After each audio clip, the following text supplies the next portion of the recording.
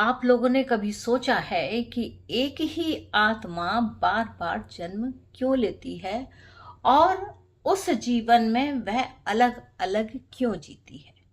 आत्मा एक ही है, पर उसके जीने का जो आधार है, यानी कि जो उसकी लाइफ स्टाइल है या जीवन का जो उद्देश्य है, वह बार बार बदल जाता है। कभी कभी वह योद्धा बन जाती है, कभी निर्माता बन जाती है, कभी बड़ी ही विद्वान बनती है और कभी बड़ी ही संवेदनशील बन जाती है। तो यह आत्मा का जो गुण है, यह बहुत ही विशेष होता है। आत्मा एक ही है, लेकिन उसका जो जन्म है वह अलग अलग तरीके से होता है।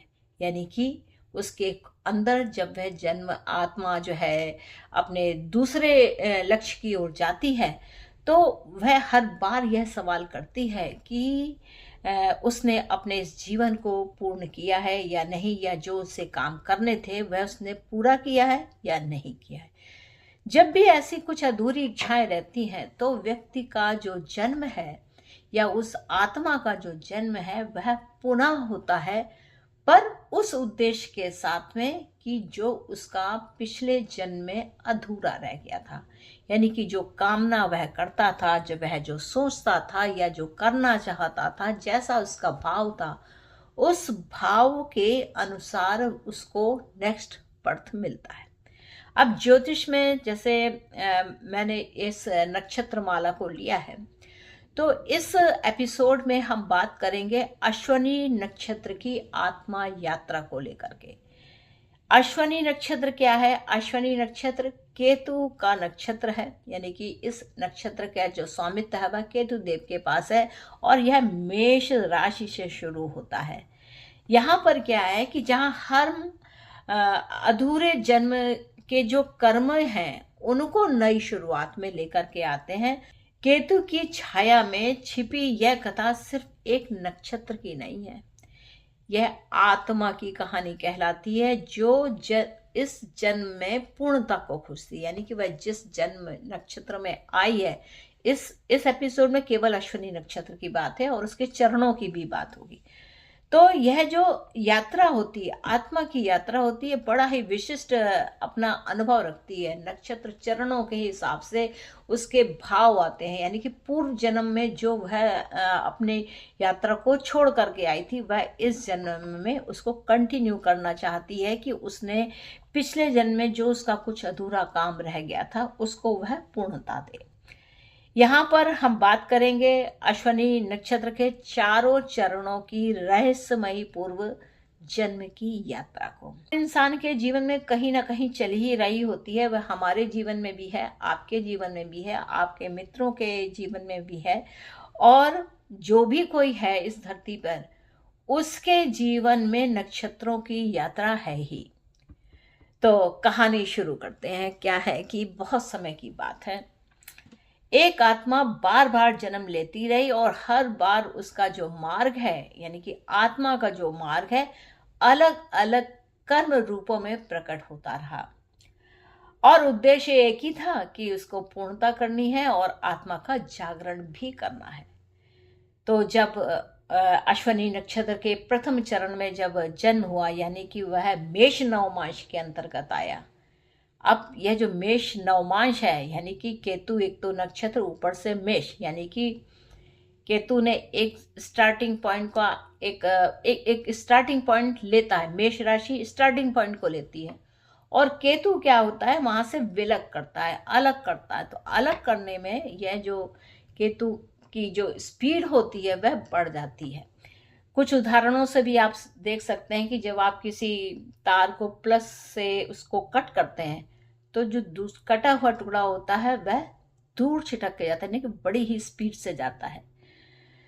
तो ये जो कहानी है वह एक जन्म में एक आत्मा की कहानी है। एक आत्मा थी जो कि साहसी योद्धा थी, युद्ध भूमि में घायल सैनिकों को बचाना उसका धर्म था। वह तेज था, निर्णय लेता था और तुरंत लेता था, और संकट में, क्योंकि इस नक्षत्र की जो तीव्रता है वह तुरंत वाली है, और संकट में दूसरों की रक्षा भी किया करता था। परंतु उसका आवेग कभी कभी इतना अधिक होता था कि उस आवेग के कारण बहुत से अधूरे निर्णयों तक वह पहुंच जाता था। यानी कि वह निर्णय गलत ले लेता था, स्पीड के कारण, जल्दबाजी के कारण वह निर्णय कुछ गलत ले लेता था और उसकी वजह से उसके जो कार्य थे वह अधूरे हो जाते थे।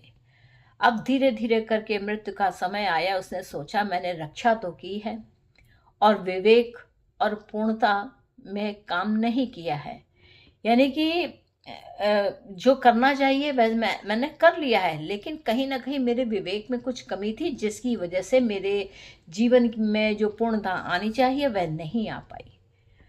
अब नक्षत्र 2 की कहानी, यानी कि अश्विनी नक्षत्र, द्वितीय चरण। अब इसमें क्या होता है कि यह वृषभ नवमांश में इसका भाव आ जाता है, यानी कि इसका जो जुड़ाव है वह वृषभ नवमांश हो जाता है, यानी वृषभ में, यानी कि 2 नंबर की राशि और स्थिरता। अगले जन्म में जब वही आत्मा एक कुशल निर्माता बनती, क्योंकि वृषभ राशि तो ब्रह्म की राशि कही गई है, यानी कि ब्रह्म स्वरूप जो क्रिएशन दे सकती है, जो चीजों को बना सकती है, तो वह जो आत्मा थी एक कुशल निर्माता बन करके आई और नगर का निर्माण करना, खेत का निर्माण करना, व्यापार का भी काम करना, जहां भी गया वहां स्थिरता लाया और समृद्धि भी लेकर के आया। पर यह जितना भी सुख था वह सारा का सारा भौतिक सुख ही था और वह इस भौतिक सुख से इतना जुड़ गया कि आत्मा की जो गहराई होती है, यानी कि जो मन के अंदर जो डीप स्पिरिचुअल थॉट होता है, वह कहीं ना कहीं खो गया और उनसे दूर होता चला गया। अंत में उसने अनुभव किया मैंने संसार बनाया, सारा कुछ किया, सब निर्माण किया, पर मैं स्वयं को तो बिल्कुल नहीं जानता हूं, अब क्या करूं। इस प्रकार से यह उसका थॉट होता रहा। अब तृतीय जन्म में जब उसने तृतीय चरण में आया तो यहाँ पर बुद्धिमान वक्ता बना, वही आत्मा अब बुद्धिमान वक्ता बनी, योजनाकार बनी। अब यह मिथुन नवमांश में आ गया, यानी कि कम्युनिकेशन की जो स्किल थी, यानी कि अश्विनी नक्षत्र के तृतीय चरण की जो स्किल होती है वह काफी कम्युनिकेटिव होती है। यदि वह तीसरे चरण में है तो फिर वही जो आत्मा थी एक विद्वान के रूप में आई, वक्ता बनी और शब्दों से वह किसी ना किसी का मन बदला जा सकता है, वह यह बात जानती थी और कभी कभी उसके शब्दों में बहुत चतुराई आ जाती थी, तो कुछ लोग उसके कारण बड़े भ्रमित हो जाते थे। अंत में उसने भी स्वीकार किया कि मैंने ज्ञान का उपयोग किया है पर सत्य को अभी भी नहीं जाना है। इसी प्रकार आत्मा, यानी कि जो अश्विनी नक्षत्र का जो चतुर्थ चरण है वह जन्म लेता है कर्क नवमांश में, तो यहाँ पर यह संवेदनशील सेवक बन जाता है। तो अगले जन्म में वह आत्मा अत्यंत भावुक और सेवा भाव से भरपूर थी। वह सभी के दुख को अपना दुख समझ लेती थी और उसी के अनुसार उनको गुड फील कराने का काम किया करती थी, पर भावनाओं के कारण कुछ उसके जो अपने कर्तव्य थे वह उन कर्तव्यों को पूर्ण नहीं कर सकी। अंत समय में उसने भी कहा कि मैंने तो भाई सबको संभाला, स्वयं के कर्म भी अधूरे रह गए, इस कारण से सबको संभालते संभालते अपने कुछ भी खास काम नहीं कर पाई। तो इस तरीके का यह थॉट रहता है जब हम चरणों में अश्विनी नक्षत्र के मेष नवमांश, वृषभ नवमांश, मिथुन नवमांश और कर्क नवमांश की ओर जाते हैं। अब जब वर्तमान जीवन में अश्विनी नक्षत्र के संयोग को देखते हैं तो क्या करते हैं, अब वही आत्मा ने जो जन्म लिया है केतु के प्रभाव वाले अश्विनी नक्षत्र में हुआ है, जहां उससे पिछले अनुभव एक साथ सक्रिय हो जाते हैं। तो यहाँ उसे क्या मिलता है कि वहां पर मेष राशि की उसको गति मिलती है कि आरंभ करना है, शुरुआत करनी है, इसके लिए वह उस पर काम करता है। और केतु जो है उसको स्मृति भी देता है, यानी कि पूर्व जन्म की स्मृति की मैंने पहले क्या किया था, और उसके साथ साथ वैराग्य भी देता है कि इसको छोड़ना ही है। और चारों नवमांश का जो एक मिला जुला स्वरूप आता है वह क्या कहता है, एक पैटर्न जो आता है वह कहता है कि जीवन में तेज शुरुआत, नए कार्य, अचानक से परिवर्तन, सेवा, ज्ञान, निर्माण और भावना सब कुछ साथ साथ चलती है। तो यहाँ पर कहती है आत्मा कि तू शुरुआत करने के लिए नहीं है, पूर्ण करने के लिए आया है। तू शुरुआत करने के लिए नहीं बना है, तू पूर्णता लाने के लिए आया है। तो ये आत्मा का संदेश है। अश्विनी नक्षत्र, बहुत भाव से इसे समझिएगा कि अश्विनी नक्षत्र है, केतु इस नक्षत्र के स्वामी हैं, मेष राशि में स्थित होते हैं, यानी कि स्टार्टिंग देते हैं, लेकिन केतु नक्षत्र है तो कहते हैं तू इनसे मोह मत कर, आगे बढ़, निरंतर चल, छोड़ता जा और बढ़ता जा। तो ये इसका जो संदेश है बहुत समझने वाली बात है।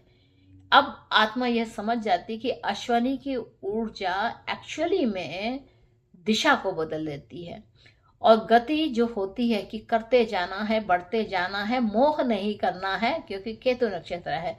तो गति ही यहाँ पर साधना बन जाती है कि बस चलते रहो, बढ़ते रहो, और काम को पूर्णता देना इसका मुख्य उद्देश्य बन जाता है, और जीवन यहीं से मोक्ष की ओर मुड़ जाता है।